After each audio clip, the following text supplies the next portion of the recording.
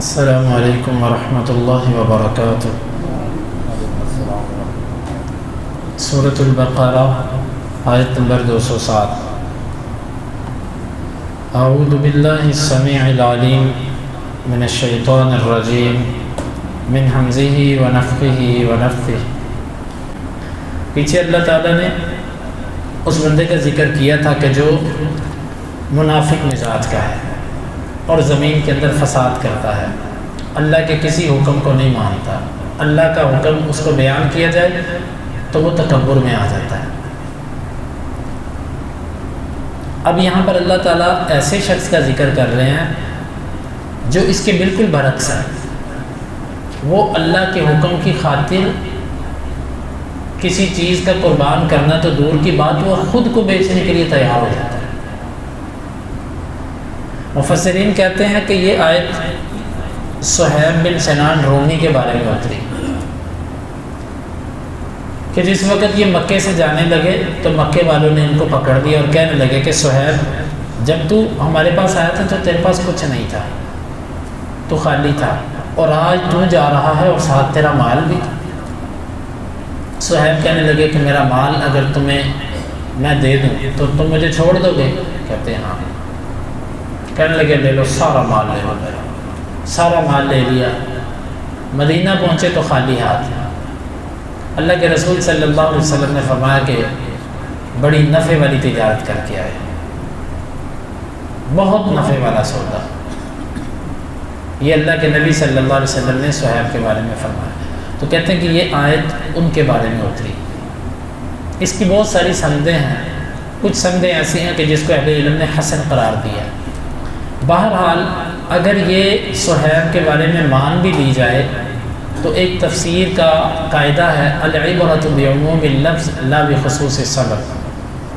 قرآنی آیات کے اندر اعتبار لفظوں کے عموم کا کیا جاتا ہے، اس کو شان نزول کے ساتھ خاص نہیں کیا جاتا۔ یہ مطلب نہیں ہے کہ یہ صرف صہیب رضی اللہ عنہ کے ساتھ خاص ہے، بلکہ ہر وہ بندہ جو ایسا کرتا ہے یہ آیت مبارکہ اس پر فٹ آتی ہے۔ اسی لیے بعض مفسرین نے کہا کہ یہ ان کے بارے میں ہے کہ جو جہاد کے لیے اپنے آپ کو پیش کر دیتے ہیں، کفار کے سامنے اپنے بدن کو پیش کر دیتے ہیں، اپنے مال اور جان پیش کر دیتے ہیں۔ یہ اسی کے بارے میں کہ اپنا نفس اس نے بیچ دیا اللہ کو راضی کرنے کے۔ اور حقیقت بات ہے کہ اگر اس آیت مبارکہ پہ ہم تھوڑا سا غور کریں، اللہ کو راضی کرنے کے لیے خود کو بیچ دینا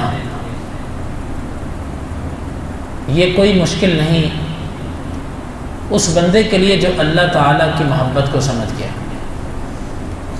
دنیا کے اندر ایک بندہ کسی بندے سے محبت کرتا ہے تو اس کی خاطر کہتا ہے میری جان بھی حاضر ہے، سب کچھ قربان۔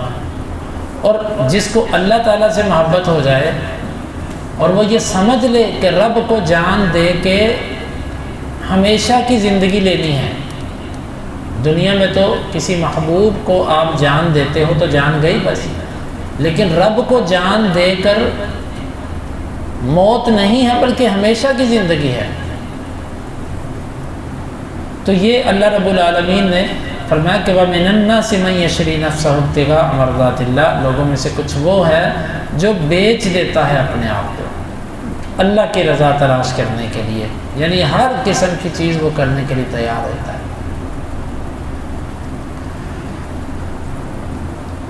واللہ رؤوف بالعباد، اور اللہ تعالیٰ اپنے بندوں کے ساتھ بڑی ہی نرمی کرنے والا ہے۔ یہ آیت مبارکہ ہمیں یہ نصیحت دیتی ہے کہ اپنی خواہش کو قربان کرنا، اپنی وہ تمنائیں اور آرزوئیں جو اللہ اور اس کے رسول کے احکامات کے خلاف ہیں، اس کو قربان کرنا یہ مسلمان کے لیے لازم ہے۔ اس کے بغیر وہ اللہ تعالیٰ کی رضا نہیں لے سکتا جب تک وہ اپنے نفس کو قربان نہیں کرتا۔ تو یہی اس کا مطلب ہے کہ اپنے آپ کو بیچ دینا، یعنی اپنی خواہشات قربان کر دینا۔ اس کا معنی یہ تھوڑی ہے کہ کوئی جا کے اپنا کسی کے سامنے اپنے آپ کو بیچ کے اپنا ریٹ لگوا کے پیسے اللہ کے راستے میں وقف کر دے، یہ تو اس کا معنی نہیں ہے۔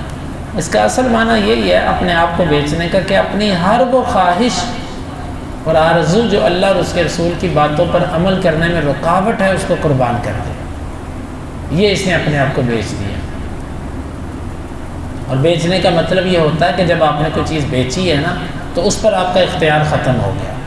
تو جب آپ نے اپنا بدن بیچ دیا اللہ کی رضا لینے کے لیے تو اس کا مطلب ہے کہ جو چیز بیچ دی اس پر آپ کا اختیار نہیں رہا۔